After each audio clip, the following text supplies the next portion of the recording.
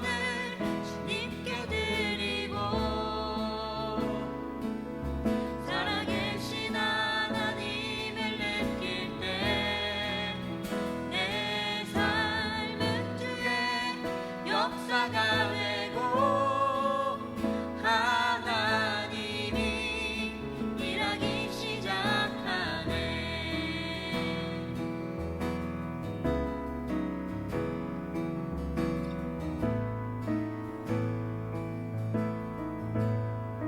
성령이 나를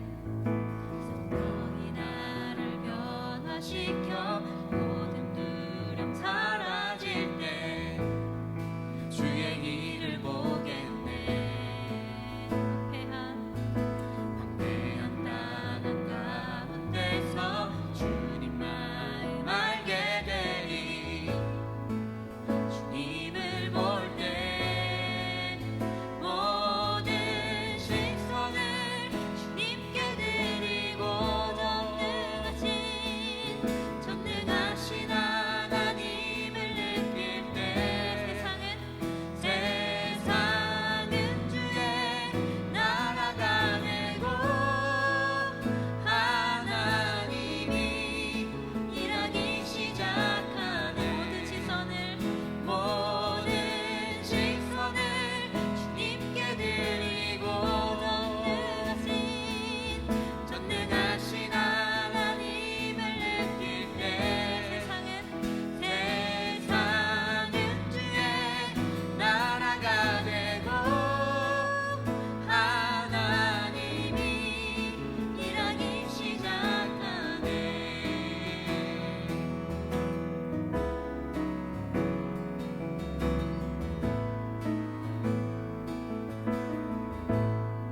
주님의 영광 임하네. 주 볼 때 주님의 영광 임하네. 주 볼 때 주님의 영광 주님의 영광 임하네. 주님을 볼 때 주 볼 때 주님의 영광 주님의 영광 임하네. 주 볼 때에 주님의 영광 임하네. 주 볼 때에 주님의 영광 주님의 영광 임하네. 주 볼 때에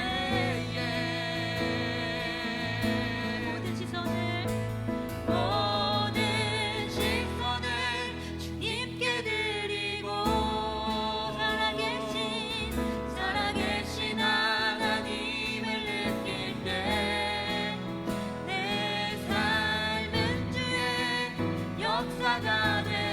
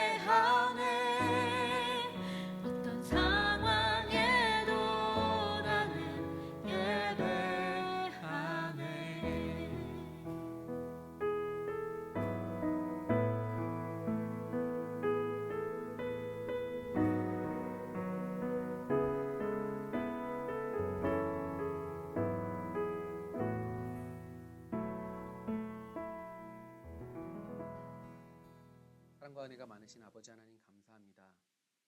오늘도 귀하고 복된 날 주셔서 주 앞에 나와 예배할 수 있도록 시간 이 자리 가운데 우리를 불러 모아 주시니 감사를 드립니다. 드려지는 이 예배 가운데 다른 어느 것도 드러나지 아니하게 하시고 오직 하나님만 영광 받아 주시는 귀하고 복된 예배 될 수 있도록 인도하여 주시옵소서. 마치는 시간까지 함께 하시기를 간절히 바라고 원하며 예수님의 이름으로 기도드렸습니다. 아멘.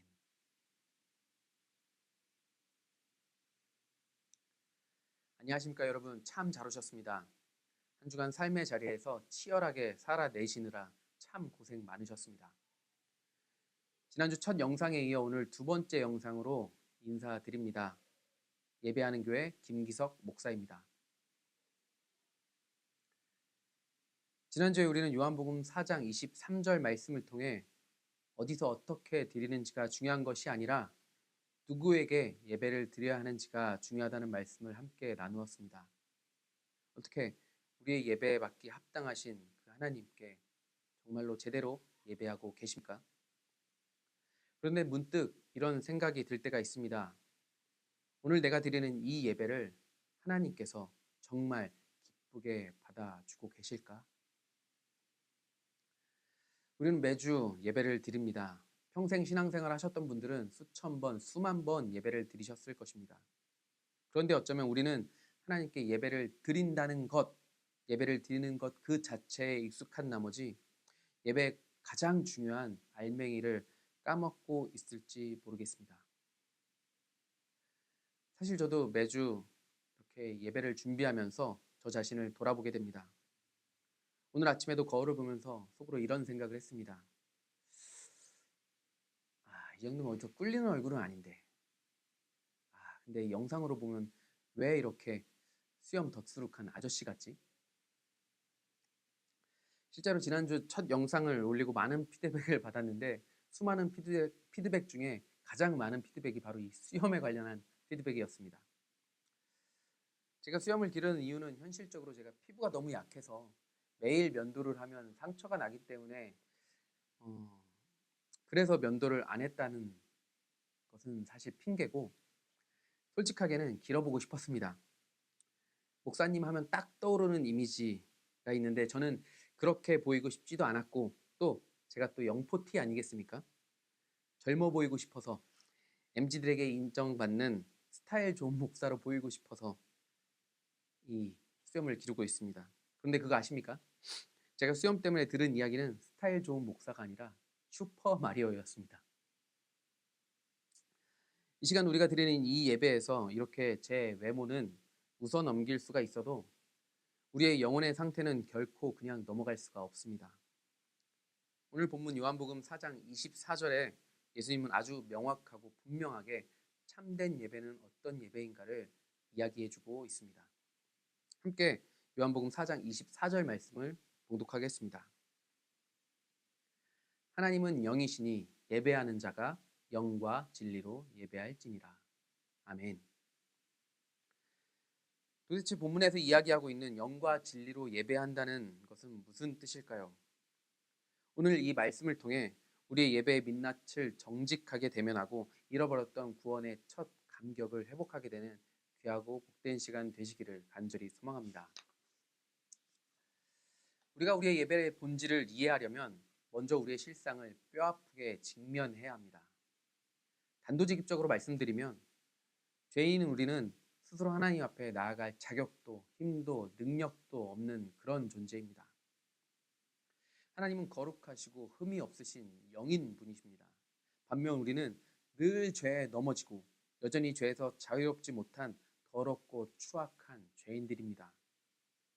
그런 우리가 어떻게 감히 거룩하신 하나님 앞에 서서 그분을 예배할 수 있겠습니까?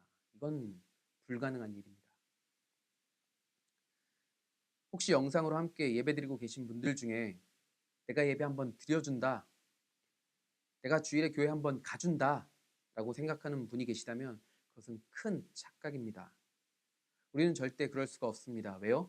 우리는 하나님을 대하는 것만으로도 죽음을 면치 못하는 더럽고 추악한 죄인이기 때문입니다. 구약 시대에는 속죄일에 하나님께서 임재하시는 지성소에 들어가는 대제사장에게 방울을 달고 허리에 줄을 묶고 들어갔다고 합니다. 혹여나 하나님 앞에서 죄가 드러나면 대제사장도 죽기 때문에 소리가 안 나면 당겨서 그 시신을 끌어내려고 그랬다고 합니다. 우리는 이렇듯 하나님 앞에 나아갈 수 없는 존재들입니다. 그런데 예배를 드려준다니요. 착각하지 마시기 바랍니다.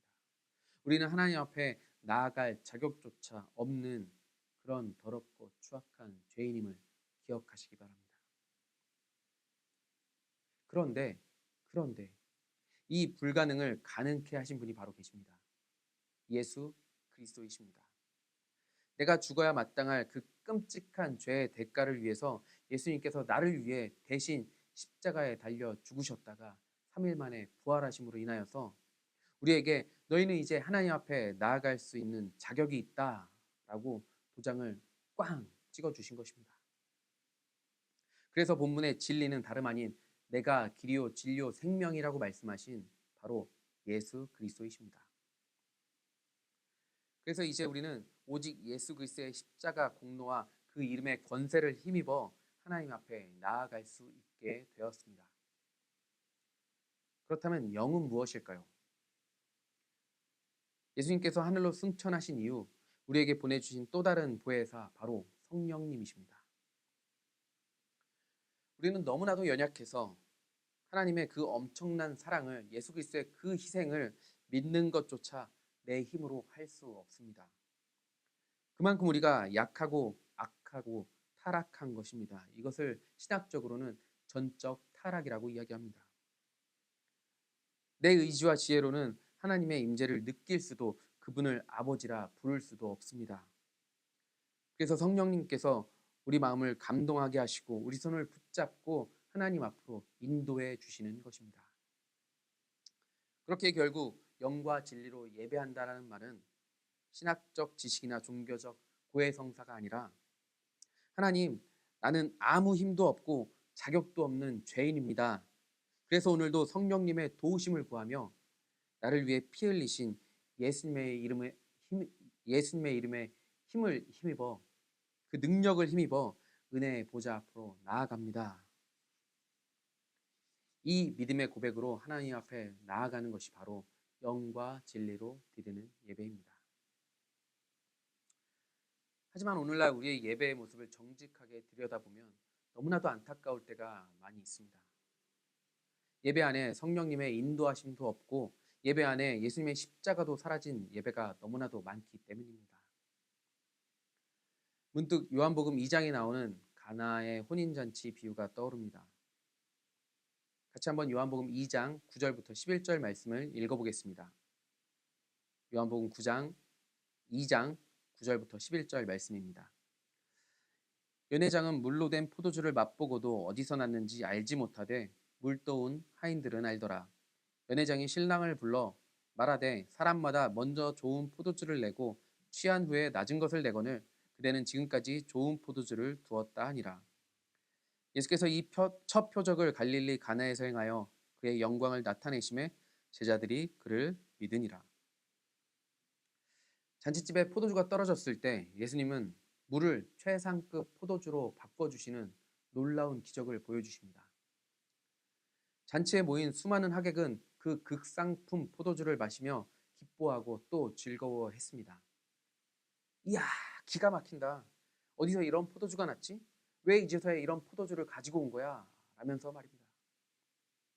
그런데 여러분, 그 잔치에서 기뻐하던 수많은 사람 중에 정작 이 기적을 베푸신 분이 누구인지, 그 예수님이 누구인지 관심을 가졌던 사람이 몇 명이나 될까요? 본문에서는 제자들이 그를 믿으니라.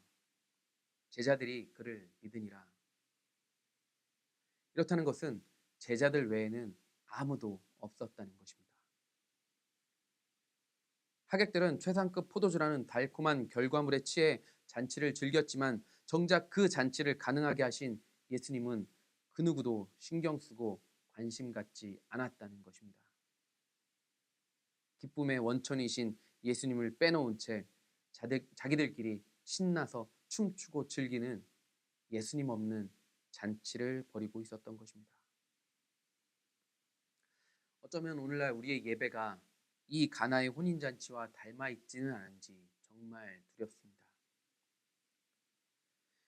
우리는 완벽하게 준비된 예배팀의 반주와 세련된 조명, 세심하게 짜인 예배 순서, 가슴을 울리는 감동적인 멜로디와 분위기라는 결과물에 쉽게 은혜를 받습니다.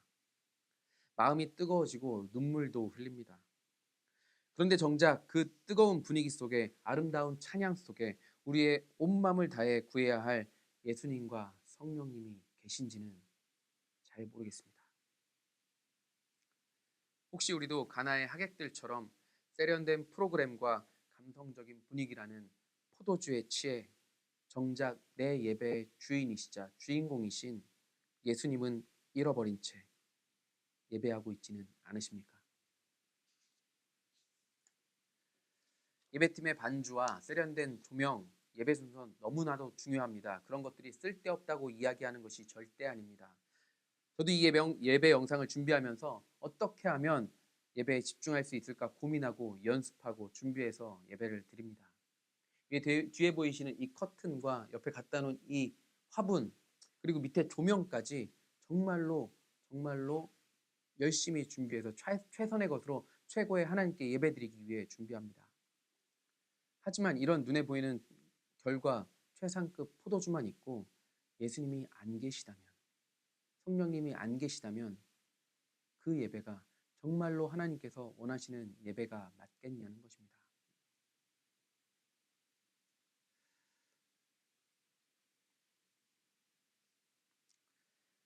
여러분, 만약 우리 예배에 아무런 프로그램이 없고 잘 짜여진 순서도 없으며 훌륭한 악기나 멋진 예배팀이 없고 화려한 조명도 없다면 우리는 여전히 오늘 예배 참 좋았다라고 은혜를 누릴 수 있을까요?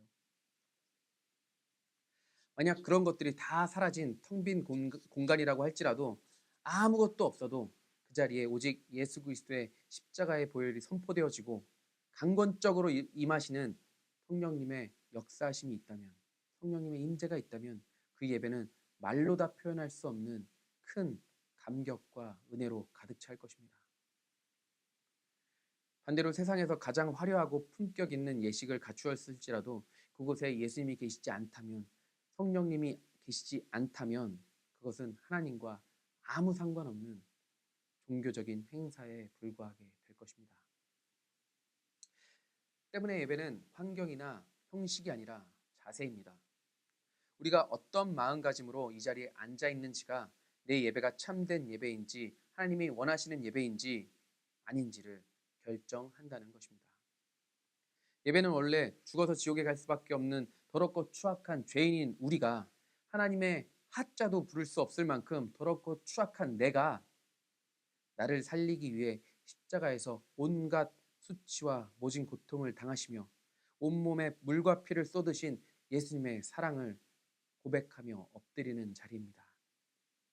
우리를 의롭다 여겨주시고 자녀 삼아주신 그 구속의 은혜가 너무 크고 과분해서 믿음조차 없는 나를 이 예배의 자리로 끝끝내 끌고 오신 성령님의 인도하심이 너무나도 감사해서 하나님, 내가 하나님을 예배하지 않고는 견딜 수가 없습니다 라는 마음으로 절박한 심정으로 하나님 앞에 나아가는 것, 이 고백이 바로 예배의 시작이자 전부입니다.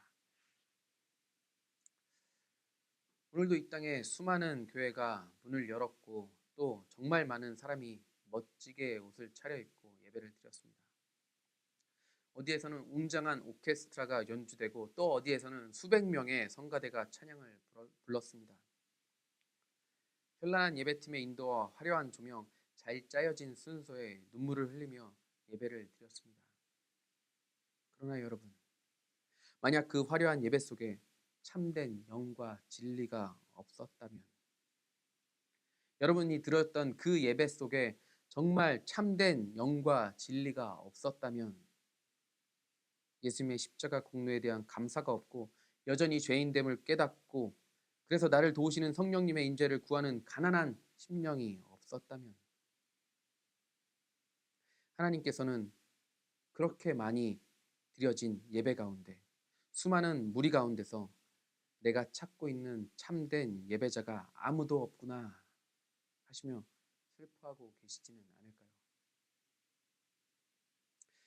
사랑하는 성도 여러분, 이제는 우리의 예배가 회복되길 원합니다. 분위기를 만들고 환경을 꾸미는 그런 느낌의, 은혜라는 느낌의 포도주를 소비하는 예배를 멈추시기 바랍니다. 화려한 겉포장 뒤에 숨겨두었던 우리의 벌거벗은 연약함을 주님 앞에 정직하게 꺼내놓으시기 바랍니다. 함께 이렇게 고백했으면 좋겠습니다. 하나님, 저에게는 자격이 없습니다. 오직 내 삶의 주인이신 예수님의 이름으로 나를 도우시는 성령님의 손을 붙들고 이 시간 예배합니다. 이러한 마음가짐, 이러한 자세로 예배할 때 하나님께서 찾으시는 그 한 사람의 예배자가 저와 여러분이 될 것입니다. 더 이상 예수님 없는 잔치를 드리는 저와 여러분이 되지 않기를 간절히 소망합니다. 예수님과 성령님으로 드리는 진정한 하나님이 찾으시는, 원하시는, 받으시는 예배를 드리는 저와 여러분 되시기를 간절히 소망합니다. 저는 예배팀을 참 오래 했습니다. 중학교 학창 시절부터 대학교 동아리에서, 그리고 또 사역하면서도 드럼 반주와 예배 인도를 수도 없이 많이 해왔습니다. 이미 탄로가 나서 아시겠지만 제가 실력이 좋아서 그렇게 많은 예배에 참석했던 것은 아닙니다. 하나님께서 세워주셔서 부족하지만 섬길 수 있는 은혜가 있었습니다. 그렇게 수많은 예배를 드리고 찬양을 드렸는데 저에게 큰 울림을 주었던 찬양이 하나 있었습니다. 바로 오늘 함께 고백할 주를 위한 이곳에 라는 찬양인데요. 많이 알려진 찬양이고 또 정말 오래된 찬양이기도 합니다. 제가 신대원 다닐 때 한 예배학 관련 수업에서 강의가 시작하자마자 교수님의 인도로 이 찬양을 불렀습니다. 여느 때와 마찬가지로 저는 정말 열심히 이 찬양을 불렀습니다. 찬양이 끝나고 교수님의 이야기가 시작되었습니다. 여기 있는 신학생들은 전도사로 또는 사역자로 수많은 예배를 드리고 또 인도합니다. 그리고 그 사역을 대충 하는 사람은 아무도 없을 것입니다. 열심히 준비하고 최선을 다해서 하겠지요. 그런데 만약 그 열심과 최선 때문에 하나님이 원하시는 예배를 드리지 못했다면 어떨까요? 하나님께서 예배의 자리에 와서 당신에게 예배드리는 자를 찾으시는데 하나님께서 찾으시는 예배자가 아무도 없어서 슬퍼하고 계시다면 어떨까요? 다시 한번 찬양할 때 그 한 사람의 예배자가 내가 되게 해달라는 간절한 마음으로 다시 한번 고백합시다. 저는 두 번째 부른 이 찬양을 단 한마디도 부르지 못했습니다. 하나님께 너무 죄송하고 너무 속상해서 아무리 애를 쓰며 참아도 멈추지 않는 눈물을 흘리면서 찬양이 끝나도록 회개했었습니다. 사랑하는 여러분, 여러분은 어떤 자세로 예배를 드리십니까? 그리고 그 예배는 하나님께서 원하시고 받으시는 예배죠. 혹여 그렇지 못해도 여전히 우리의 예배가 예수님 없고 성령님 계시지 않은 잔치에 불과하다면 우리 함께 이 찬양으로 믿음으로 고백하고 결단하며 나아갔으면 좋겠습니다. 하나님께서 찾으시는 그 한 사람의 그 예배자가 내가 되게 해달라고 간절한 마음으로 고백하겠습니다. 주를 위한 이곳에 예배하는 자들 중에 그가 찾는 이 없어 주님께서 슬퍼하시네. 주님이 찾으시는 주님이 찾으시는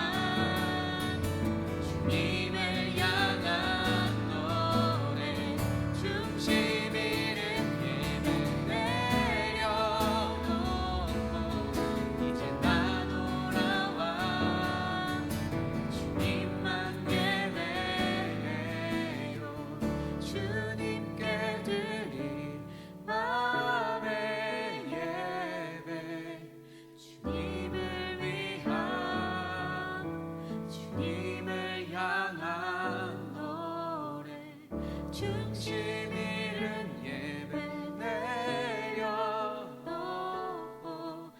이제와 돌아와 주님만 예배해요.